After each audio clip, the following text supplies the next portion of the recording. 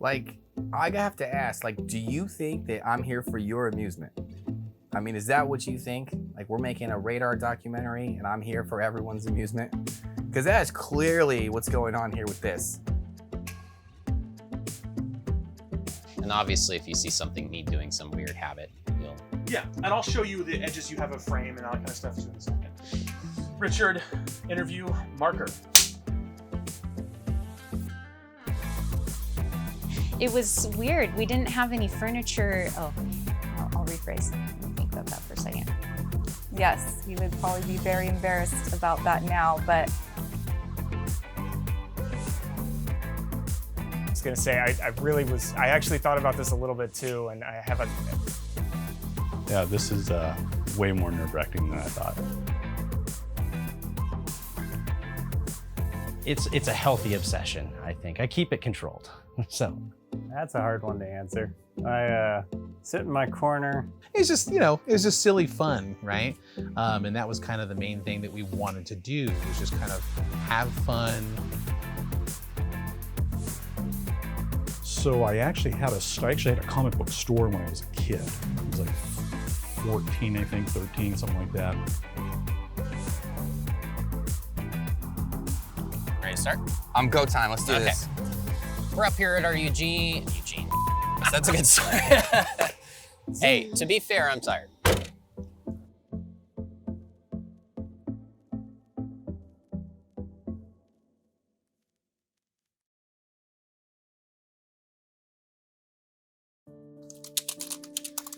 Hey, what's up, man? Oh, what's up? Well, I have an idea. Oh no, you have that look on you again. Now I know we've talked about it before, but I think it's finally time to take the next step. And I think we should think about opening a second store. The beginning of Radar Toys is I had a very tough time in my like mid to late 20s. Once again, I'm bad chronologically. I would assume I was like 26, 27. And I was super depressed. I've essentially had like a mental breakdown. And I can't really figure out exactly how to articulate it so much, but I'll give you this. Every day, like I would get up and I would put on my work shirt and I would look in the mirror, and it was like every day was grayer than the day before.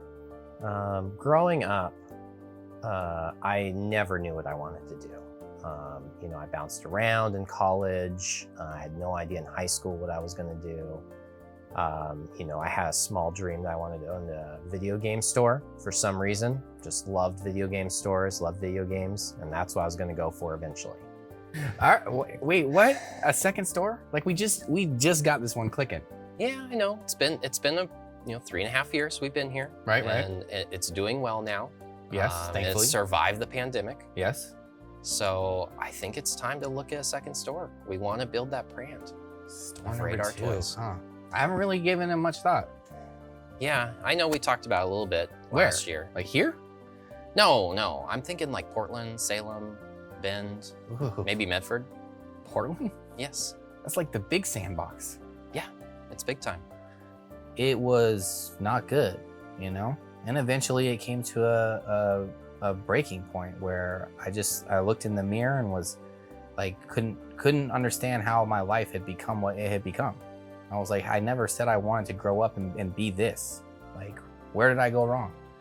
Ironically, when John approached me about starting Radar Toys, I kind of laughed at him, of course, and you know, I really went home and thought about it. And I said, hey, this is an opportunity to start a business. This is an opportunity to start something fun. Plus, I knew video games would slowly go digital. So the video game store idea was it was kind of gone already.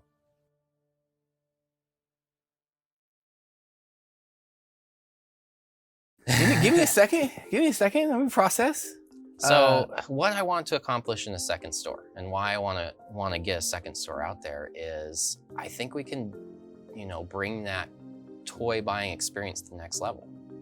This store's done great, obviously. You know, it's a smaller store, but I think by, you know, growing some of these departments out a little bit more and having the ability to host a game night and host some comic events and some bigger actual events. I love how you say smaller store. It's like 3,600 square feet. I know, but I want bigger.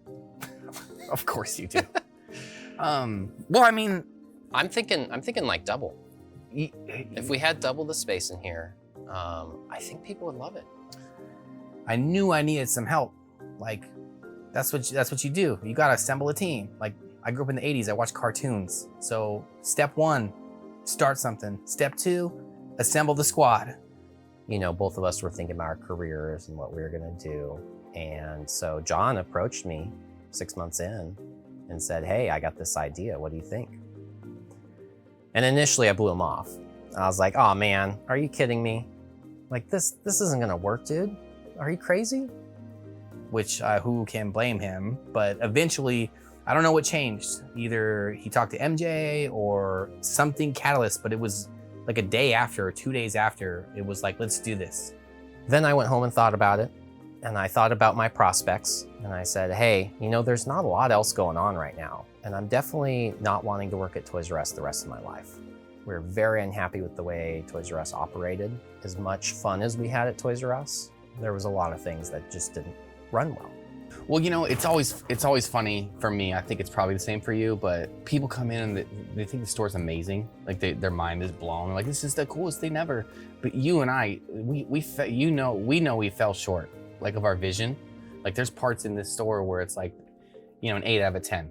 You know, the 10 out of 10, we knew what we wanted, but we just couldn't hit that mark, you know, in terms of like size and space and stuff. So I could see that. Can you imagine the displays we could fit in a bigger store? I know. And we still got to get the, you know, the features that we were looking for in this store, which is tall ceilings, you know, good flooring. You already found a spot, didn't you? No, I haven't yet. I'm looking. Yeah, but you've got that look. I see the gleam. I saw this gleam a couple years ago. Okay, all right. Financially? Yeah, financially, well, you can afford it. We've been waiting. Yeah, so I came home one day. I was not doing well mental health wise. I just decided to like go up in my attic and just drink, and like I didn't want to see anybody. Just leave me alone. I'm gonna do my thing. And that's what I did, right? Okay. It's not unnormal for someone who's like having a tough time. The only difference is I woke up in the morning and I had filed the paperwork for Radar, okay? It's not that difficult. I'm not making it sound like it's some kind of genius move. Like you can form an LLC online in a couple hours, maybe less. I mean, I don't know. I don't really remember it, so it must not be like, it's not rocket science. So John starting the business without me already was kind of surprising. He told me and I was kind of really taken aback at that moment and was like, John, you realize you can't do that at Toys R Us. That's a conflict of interest. And not only is it a conflict of interest, you're telling the human resource manager, which was the position I had at that time. And he was instantaneously like, dude, are you serious? Like, you're for real? And I was like, yeah. Like, is that bad? Are we getting in trouble? He's like, I think we're in enough trouble as it is. They're gonna find this eventually. And ironically, they did look and they eventually found it.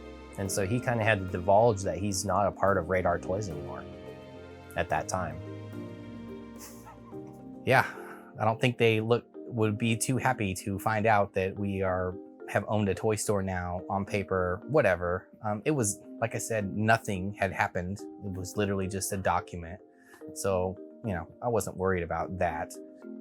And we decided to strike out on our own.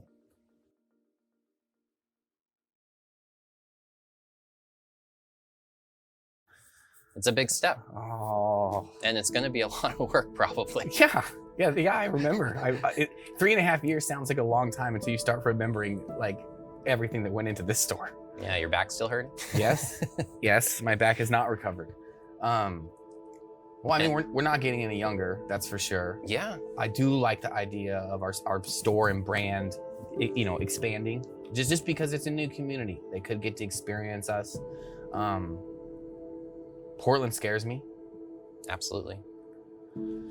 Okay. It's a big deal. All right.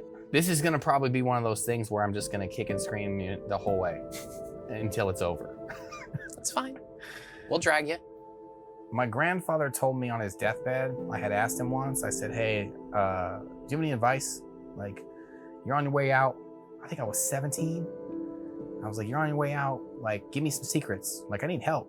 Like, even at 17, I think I was kind of a little bit lost in terms of like what I wanted to do, just the kind of person I was. And he said, you know, don't work for the company, own the company. And I didn't understand that. I mean, I'm 17, you know. I'm like, thanks, dude. That's really gonna help. It's worthless, you know. Well, I remember that moment during this bad time in my life.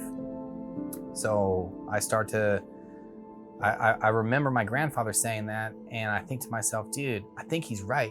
Like, I could be not happy at Toys R Us, I could be not happy somewhere else, but either way, like, I'm under someone else's pyramid, and like, I'm obviously the kind of creature that is not okay with that type of structure, you know? Like, I don't like being told, you know, you're the best employee we have, and here's your raise, it's 5 cents.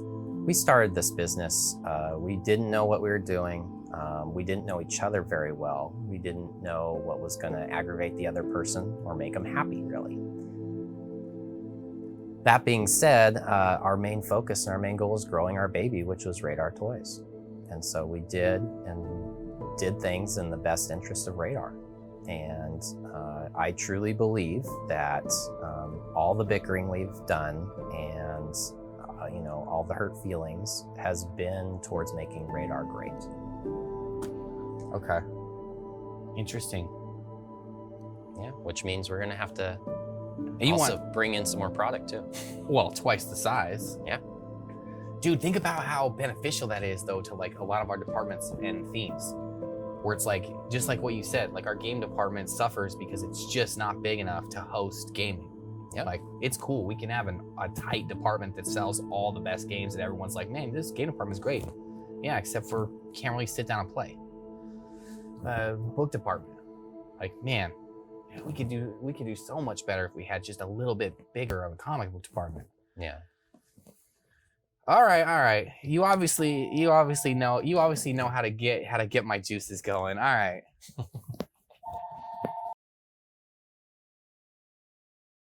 I think 9 months worth of time that I saw Richard. He doesn't just care about himself or his company. That would be a great person to spend time with.